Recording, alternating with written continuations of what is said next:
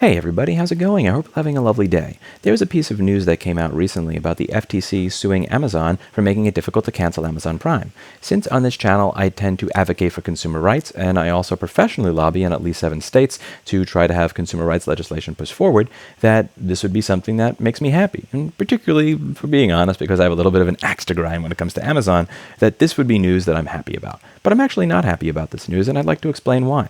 There are many legitimate, honest reasons to go after Amazon that I think would be worthwhile, because there are many things that Amazon does that I think are fundamentally corrosive to society and the marketplace as a whole. But canceling Prime, this is the issue that the FTC decides to actually go after, and it just pisses me off incredibly, because again, I can cancel Prime inside of a few minutes. I guarantee I could Google Amazon cancel Prime.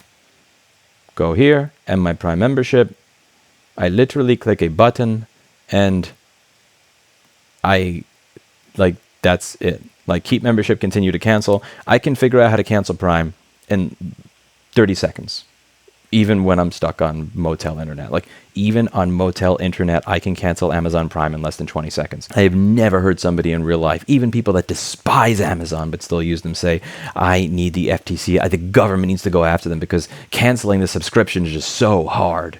Yes, do they hide it behind a few menus in the app? Yes, they do, and that's annoying. I get it. Many companies do that to make it a little bit more difficult for you to be able to cancel your subscription. But when you have employees pissing in bottles, when you have them trying their best to swallow up the entire online marketplace, and then once they have that marketplace, kick all the small sellers out, I talk about that in this video, and I also talk about that in a 1-hour-long interview with John Bumstead, a professional recycler and reseller of refurbished Apple products, who has amazing ratings across all platforms. When you go out of your way to try to get sellers in trouble if they sell on other platforms cheaper than they sell on Amazon. I went over that here, where Amazon is really not happy with people who will sell their products cheaper on other websites.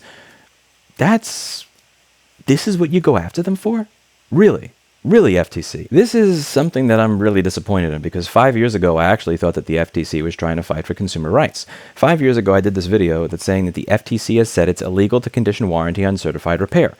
This is something that has been the law since 1977. Since 1977, you have not been allowed to have these warranty void if removed stickers. You cannot tell a customer if they buy a laptop and they replace the hard drive in that laptop that their warranty is now void if something dies in the motherboard. The manufacturer has to say, here is why you broke that motherboard when you replaced this hard drive. Here's why we're not covering it. So if you replace the hard drive in your laptop with a Phillips screwdriver, you're fine. If you try to replace the hard drive in your laptop with a chainsaw, the manufacturer can say, I see you used a chainsaw to open your laptop instead of a Phillips screwdriver. That voids the warranty. The burden of proof has always been on the manufacturer when it comes to warranty issues, and the FTC finally seemed to grow a spine here. Unfortunately, nothing actually happened here, because when they went after manufacturers 4 years later that were breaking the law, they were not finding them. They came up with a settlement where instead of it being $40,000 for every time you did it, or even $40,000 for one time you did it, they fine them nothing for breaking the law.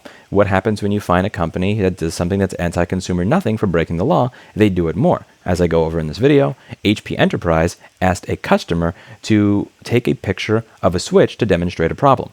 The customer opens the switch, takes the picture, and sends it to HP. HP says, oh, you opened the switch, I'm sorry, no warranty for you, in blatant violation of the Magnuson-Moss Warranty Act. The reason that companies are able to do this is because the FTC has no teeth in their enforcement, and these companies know that the FTC, if they ever do go after them, instead of going after them for the areas where they actually monopolize and destroy the marketplace, are going to go after them for superficial nonsense like this, where I can again cancel my account inside of 20 seconds. When it comes to right to repair, I was particularly excited on this because 2 years ago, they came out with a 50-plus page document going over how all the manufacturer excuses are nonsense. The idea that you are going to be hacked if Lewis can fix your MacBook, that it is unsafe, that the magtrometer is going to explode, and all this other garbage that you hear from anti-repair lobbyists, they went over all this and said, this is not true, and they submitted the paper to Congress. Cool. After that happened, President Biden asked them to draft rules about right to repair. What happened?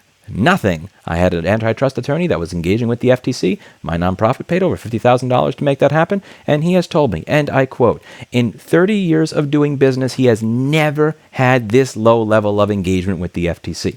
And it's very easy to go online and find articles talking about the FTC's leadership where they're not exactly incentivized to do good antitrust enforcement, they seem to be somewhat demoralized as a result of it. And the problem is when you have an FTC that is fundamentally toothless, you will have companies, large companies like HP Enterprise, literally tell customers, can you take a picture of the switch and send us it?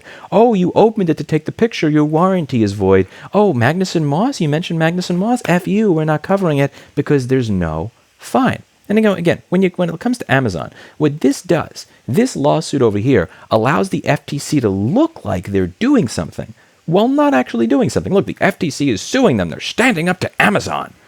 Does that really matter in the grand scheme of things? Again, you have Amazon that allows anybody to sell on their platform, and then the moment they gobble up market share from everybody else, they don't allow people to sell on the platform anymore. After all of those small Magento and WooCommerce stores are gone because all the sellers moved to Amazon, just like that, they shut them off and ban them from selling things.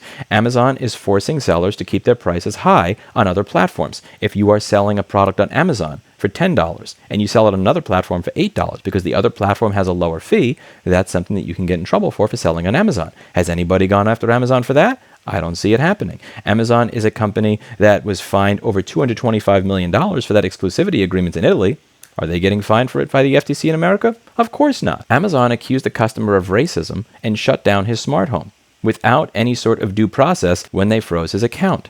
This is not a fake story. As I mentioned in a follow-up video, Amazon responded to this on national news on Fox, and by the way, didn't apologize for it. Do we see them getting fined for this? No. Amazon has labor practices that are so insane that you have employees that are pissing in bottles to try and make their quotas, and you have quotas that are so high that they say, listen, technically we're not telling you can't take a break.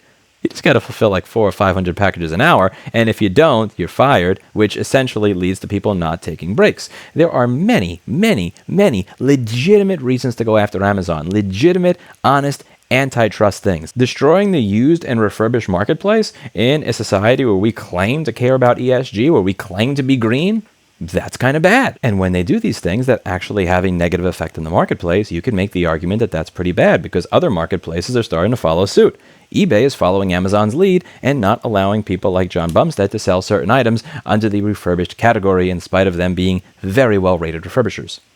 Is anybody going after them? Of course not. But you know what they will do? They'll say that it's a little bit too difficult to cancel Amazon Prime. You have to make 3 clicks to cancel Amazon Prime, and we think it should only be 1. You defrauded consumers.